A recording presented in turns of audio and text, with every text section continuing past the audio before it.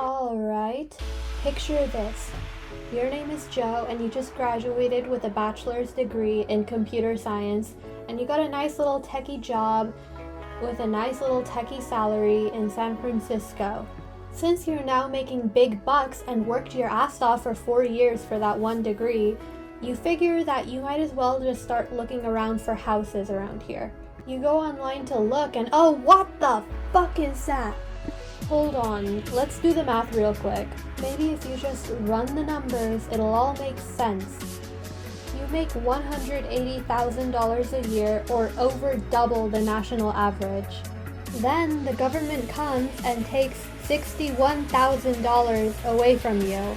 But I mean, that's still not too bad, right? I mean, you still have $120,000 left over from the big tech job.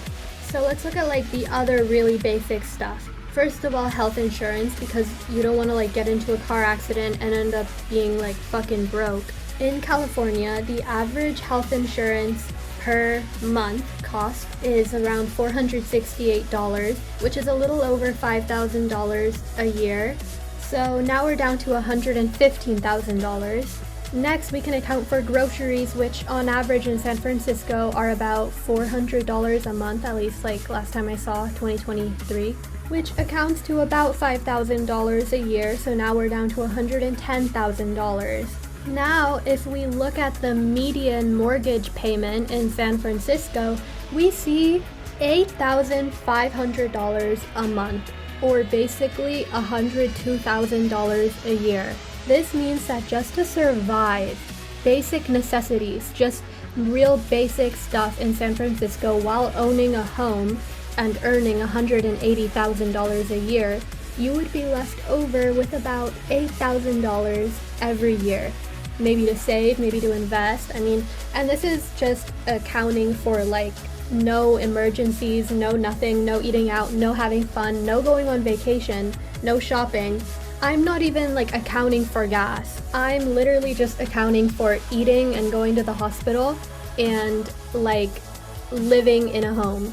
And this is not on some shitty little like $30,000, $70,000 a year salary. This is on $180,000, well over twice the average American's annual salary. And actually like well over the average salary in San Francisco. And I mean around like $60,000 over the average salary in San Francisco. Now, for some reason, even with all of this shit going on, people are still obsessed with the idea of buying a house, even if for them it makes absolutely no sense. Now, I'm not going to pretend that renting is cheap in San Francisco, but the average rent in San Francisco is like less than half of what it would cost to actually own the house. Now, numbers vary, but the average rent in San Francisco typically goes for about $3,000 a month, which is still way higher than average.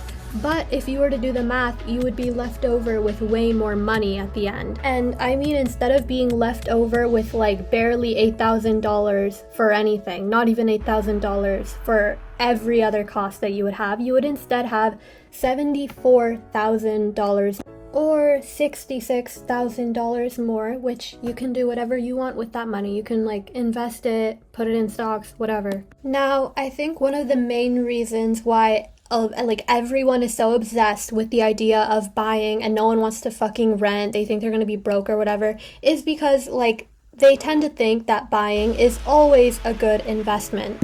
It makes sense, like if you have assets, generally you have more wealth. But the thing is, people don't actually do the fucking math. Like they don't realize that there is like nuance to this shit where if you're left over with little to no money and there's not really a substantial difference in like what you're doing, it's not really an investment. It's more of like a liability. It's one thing if you're really strategic about this shit. You find somewhere with really low mortgage, you flip the house, you resell it, or maybe like you turn it into some Airbnb or you fucking rent it out to like 3 different families because it's like how the house you bought was. But most people aren't like that. They just like, they have themselves and then they buy the property and then they just kind of expect the money to fall from the sky. Like, oh, I'm rich. Like, motherfucker, no you are not. You have $8,000 per year to actually use. That's not just like being sucked up immediately. $8,000 a year. In what world is that making you rich? And it's never as simple really as you buy a property for a certain amount of money, later you sell it for way more, and then you just end up making $1 million or whatever it is. First of all, when people do that type of thing, they never account for the actual fucking inflation as your money loses value. The other thing they don't really account for is all of the cost that comes with owning the house. Like if you were to rent a place, any type of property, there are certain things that need to be taken care of by the landlord. And they're not always like, they can't really like rent out a place that has certain issues. Now, like, I'm not saying that all the landlords are great. I'm just saying that if there's something wrong, generally they're going to be the ones to take care of it. Whereas if you own someplace, that is your responsibility. You have to take care of repairs, like leak, fucking broken wall, whatever. It's not much in the short term, but in the long term, it really does like add up a lot.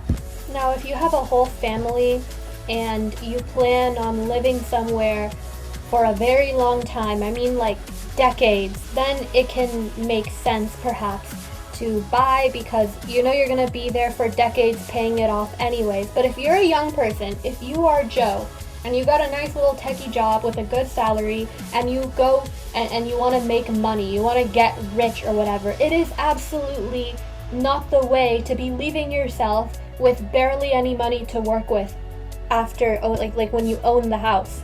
You are relying on the fact that in the future you think it'll be worth way more than it actually is, and you're not really taking into account all of the costs of owning the house. If you want the freedom to be able to move around, not be tied down to a place, like if you're trying to find higher salaries for jobs, which actually a good way to increase your salary is to quit every few years, if you guys didn't know that, because other new jobs will be offering higher salaries normally than what you would get just from being promoted at your current job.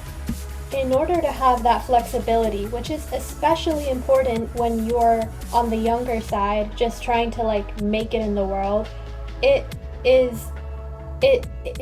just makes way more sense to rent. Now, some of the benefits that people list when it comes to buying can also apply for renting as well, which is another thing I want to mention. For example, a lot of people believe that if you own a place, it's really easy for you to like rent it out in a way and make money off of that. Now you have passive income doing absolutely nothing. Whereas if you rent, you can do absolutely nothing to the place you're living in. It's actually not that simple. For example, a lot of people do, and they do so legally, rent out properties and list them on Airbnb and make a profit out of it. Now, this does depend on the rules in your location, but in San Francisco, you are allowed to rent out a place and list it on Airbnb. Now, obviously, you probably have to coordinate this with the owner, but as a tenant, you can do that. And it is actually cheaper for you to do that because you'd get more profit. If you're paying less per month, then you can basically keep more of the money from charging people there. You would need to charge a person over $100 a day to stay in the property if you're renting out a $3,000 a month property in San Francisco, which is the average. And $100 is literally so cheap, especially in San Francisco for an Airbnb. So if you were to charge $500 per night, you would literally be making $12,000 a month in passive income from a place that you rent, which is way more than you would be making if you would actually own the property. Now, obviously, that's not everything. That's not covering every single difference between owning and renting, but this is a way that you can literally make passive income off of a place that you don't own, treating it like an investment the way you would if you'd bought it and actually making more money. Anyways, listen, at the end of the day, I'm not a financial professional. I am just echoing what I've heard from other financial professionals. many of who say that now is not really the time to be buying. And if people look at the basic math and quit following fucking decades old advice from the 50s, 60s, 70s, buy a place, you must buy a place, buy the picket fence, live out the American dream. If people stopped doing that, I guarantee that there would be less broke people. If people did the fucking math and just like added all the shit up together, they could easily pick apart this lie and see what would work and what wouldn't work for them. Anyway, I could do this with other cities too, but honestly it would be a waste of time. If you look at the statistics in any major city, which is basically where like most Americans live anyways, the cost to rent a property is way lower than the cost to own the property. Anyway guys, stay safe out there. The economy is actually kind of scaring me right now, and being in Gen Z, being in this generation, the whole like techie generation with all of these issues right now, especially in California, it's kind of scary. It's rough out there. It's not how it used to be. It's not really that easy anymore. So good luck guys, stay safe out there and just do the math.